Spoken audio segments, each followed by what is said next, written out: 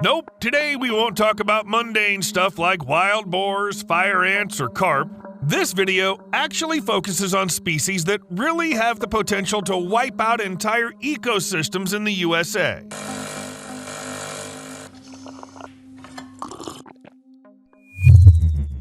Allow me to introduce you to apple snails. The authorities urge to immediately eradicate these apparently harmless snails. Even their egg clusters should be squished to prevent hatching. Why? It's simple, yet somewhat unsettling. Since apple snails are invasive, the North Carolina Wildlife Resources Commission is literally asking people to crush the egg clusters and toss them into the water. You might have come across these short videos. So that's why people crush them. It's oddly satisfying. These clusters look unmistakably like bright pink bunches of eggs, making them hard to miss. You can also crush or freeze adult snails, but the important thing is to avoid touching the eggs with bare skin. And especially not touch your eyes after handling these little balls. Hold on, what did I just say? Anyway, the snail egg cluster contains a toxin that can cause a rash. Just a heads up to give this a thumbs up if you enjoy it. Comment whatever you want, but people always forget to do that. If you're someone who never forgets, great job. Thanks. Let's keep it going. Invasive apple snails are considered quarantine pests or potential pests in several countries, including Australia, China, Malaysia, Spain, and Vietnam. In some U.S. states like North Carolina, these snails are completely banned. Basically, nothing's allowed. Apple snails are originally found in the Lower Parana, Uruguay, and La Plata river basins, but they've managed to establish populations across the globe. It's somewhat surprising to realize the extent of their global expansion. As usual, we have humans to thank for that. Apple snails were first brought to Asia, specifically Taiwan, from Argentina between 1979 and 1981 with the idea of using them as potential food sources. Then they were released into agricultural and natural wetlands, and things went out of control. Around the same time, these snails made their way to Hawaii, and from there to the mainland. Today, these snails can already be found in several states across the U.S. like Florida, Georgia, Texas, and Louisiana, and they keep spreading. In October 2023, they even made their way to North Carolina. It's not just that snails quickly take over new areas, they're also considered one of the scariest invasive species in the world. Firstly, they're incredibly voracious. Their indiscriminate appetite, meaning they eat just about anything they come across, can disrupt aquatic ecosystems, as snails typically munch on aquatic vegetation. Also, invasive snails hunt local fauna, so the native snails get much less food. This results in species being pushed out and changes in the ecosystem. Thirdly, even predators suffer from apple snails, not just their usual prey. Nearly any creature that dares to eat these snail eggs will get poisoned.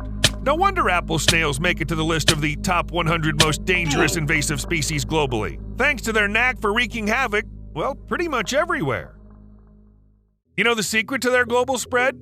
Female snails lay eggs about once a week, so they quickly take over new territories. Apple snails can be dangerous even for those who don't touch their eggs, as these snails frequently host the rat lungworms, which can lead to a potentially fatal disease. Sure, someone would have to eat the snail first, either raw or not fully cooked, for this to happen, but people have a thing for exotic cuisine. Besides, these snails are abundant and easy to collect. Things get hard later when the consequences hit. When passed from snails to humans, this parasite can cause intense abdominal pain, liver enlargement, blood and stool or urine, and difficulty urinating. And those are just the physical symptoms. The worst-case scenario ends in the death of the carriers. Is there any way to deal with apple snails besides squishing their eggs and snails themselves? Maybe on a larger scale? Like with most invasive aquatic species, the best way to prevent invasion is through prevention. Once a species takes hold, getting rid of it becomes nearly impossible. The only example of successfully eradicating apple snails was in Palau, a country in Oceania. They got rid of them by manually removing the snails from the infected pond and covering it with a layer of oil. But you see, the size of the area played a huge role here. Actually, removing snails and their egg masses by hand is a commonly used method of control, and it does work to some extent, but it takes a lot of time. In the US, they found a way to make it easier to deal with hard-to-reach places where egg masses might be hiding by using pure coconut oil spray, which supposedly disrupts snail hatching. The Arizona Game and Fish Department suggests simply tossing egg masses into the water. The eggs sink and don't hatch into snails. This way, there's at least some control over the population. Another big issue in the United States is the zebra mussel, a widespread species of freshwater and brackish water bivalve mollusks. Zebra mussels were first discovered in the U.S. in the 1980s, arriving from the Eurasian waters of the Caspian and Black Seas. They quickly spread to new locations such as the Mississippi River, the Great Lakes, the Hudson River, Lake Travis, and so on. At first glance, one might wonder what's the big deal with these mollusks? They're just sitting in their shells. What's the harm? The thing is, these mollusks cause the United States over $1 billion in damage every year. Nobody intentionally brought them in with some noble purpose. Most likely, zebra mussels ended up in a ship's ballast water used for stabilizing the vessel and then got dumped in a new location. Besides the mentioned water bodies, these mussels have been found in Texas, Colorado, Utah, Nevada, and California. Experts have estimated that today, zebra mussels are found in 20 states across the U.S. and are slowly spreading into Canada. Canadians must be thrilled about that. So what's the deal with these mussels? They typically live from 2 to 5 years, which isn't a lot, but each female can lay up to 1 million eggs per year. By nature, zebra mussels come equipped with root-like protein threads called byssal threads, which allow them to firmly attach to solid surfaces like rocks, native mussels, docks, or boats. For the critters living underwater, it means struggling to move, eat, and reproduce with a bunch of these mollusks clinging onto them. Basically, it's hard to get anything done when you've got a bunch of these creatures hanging onto you. Additionally, they're filter feeders, sucking plankton out of the water, and a large population can siphon almost all the edible particles. Naturally, there's a serious risk that this will cause shifts in local food chains. Less food for those who eat plankton means clearer water for predators. Plus, it seems like, as a bonus, mollusks clog up water treatment facilities, and getting rid of those clogs costs people a pretty penny. Not to mention the damage done to the environment. Think of the fish losing their food source. Between 1989 and 2004, Great Lakes Utility Company shelled out $267 million fighting zebra mussels in their water intake pipes. The trouble is, once zebra mussels settle in a water body, getting rid of them is nearly impossible. That's why prevention is seen as the best way to keep these mollusks from taking over. Zebra mussels multiply by releasing their offspring into the water, and their movement depends on the current. So they can only travel downstream in a river, and if they want to go upstream, they need help. People often unintentionally help spread them by moving water from one place to another. The tiny offspring of zebra mussels are invisible to the naked eye and can easily end up at the bottom of a boat or inside an engine. To prevent these mussels from spreading, it's important to thoroughly wash boats and then let them dry for at least 5 days before using them in another body of water. It all boils down to boat owners, and authorities are really pushing them to help at least slow down the spread of zebra mussels. Just to give you an idea of how serious things are getting, there are even specially trained dogs now that can sniff out traces of these mussels on boats at a stage when they're still too tiny to see. Does it make a difference? Well, let's hope so.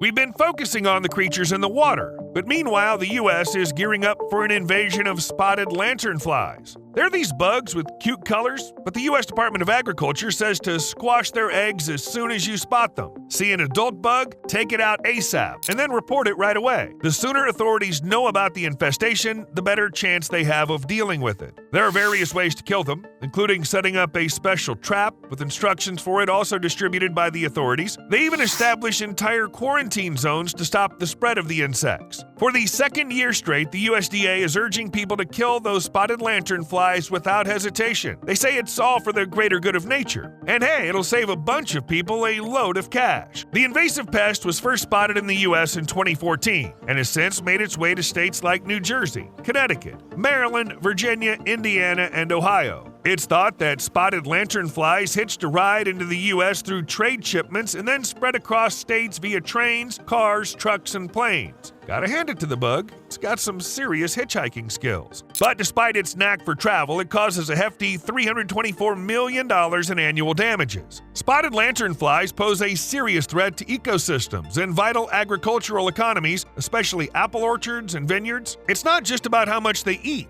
These pests have spread to 10 states in just 7 years. To put it in perspective, it took the gypsy moth almost 100 years to move from Massachusetts to New York.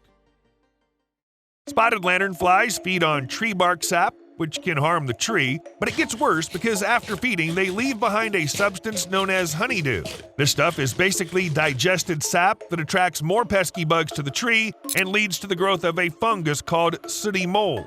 A fungus is bad news for trees. It puts them through stress, leaving them vulnerable to diseases and pests. Plus, it ruins the photosynthesis process, which slows down their growth and makes them look and feel pretty sickly. Eventually, this could lead to the tree dying. By 2033, there's a serious risk of spotted lanternflies making their way to California, potentially wreaking havoc on the wine industry there. Also in jeopardy are apples, almonds, walnuts, cherries, hops, and peaches. Basically, anything that bears fruit and brings in profits is under threat. Even trees which have no direct connection to humans also suffer, with hundreds of different species being listed as victims of the spotted lanternfly. All these invasive species have already made their way into the U.S. through various means, leaving people with no choice but to try to contain their spread. Yet we might soon witness a new species getting into the country, sparking a potential pandemic. The good news? It's among salamanders. The bad news? It could be catastrophic.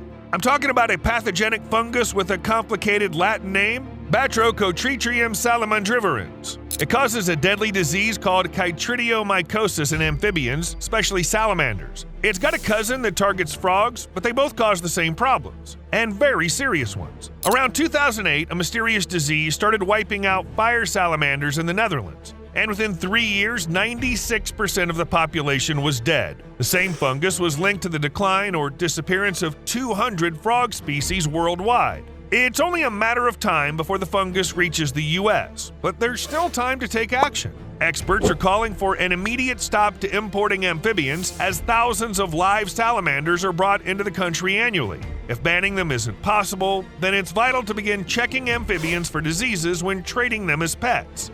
Another issue is that many Asian species where the fungus originates are resistant to it, yet they can still carry it, so checks need to be really thorough. Back in 2016, the U.S. tried to tackle the issue by temporarily banning the trade of 201 salamander species. However, despite import bans, there's no guarantee the fungus won't make its way into the U.S.